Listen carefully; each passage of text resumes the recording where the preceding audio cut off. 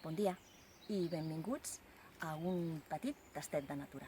Avui us vull mostrar l'esclat de la primavera. El bosc està començant a despertar, tenim primavera esclatant per tot arreu i la prova és això, per exemple, aquesta planta que tenim aquí és el Crataegus monogina, és l'ars blanc.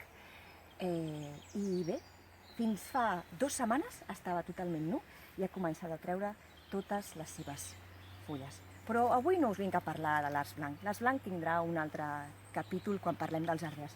Avui us vull parlar del marfull, del Viburnum tinus, el durillo. És un arbust típicament mediterrani i és preciós si podeu apreciar totes les petites umbel·les blanques de les floretes que estan sortint. Mireu, són un tipus d'inflorescència, que es diuen corimba perquè aquests eixos tenen diferents llargàries i és espectacular. Fa una aroma per mi agradable, no és gaire intensa però sí agradable, i si veieu la fulla està plena de pèls.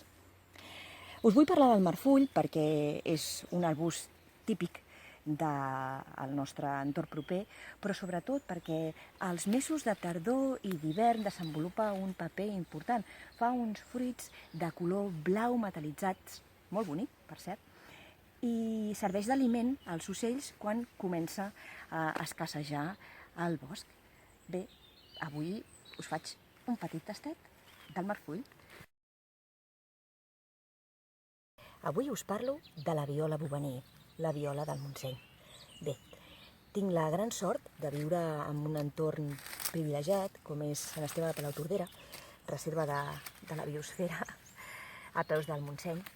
I us vull parlar de la viola perquè és una flor que m'encanta. M'agrada molt el seu color i la seva delicadesa. La viola és una planta rizomatosa. Què vol dir això? Que creix formant arrels que estan connectades, rizomes. Si veieu, forma una petita catifa de color lila al llarg de tot el prat. Hi ha floretes arreu, si podeu apreciar. I també és una planta molt agraïda.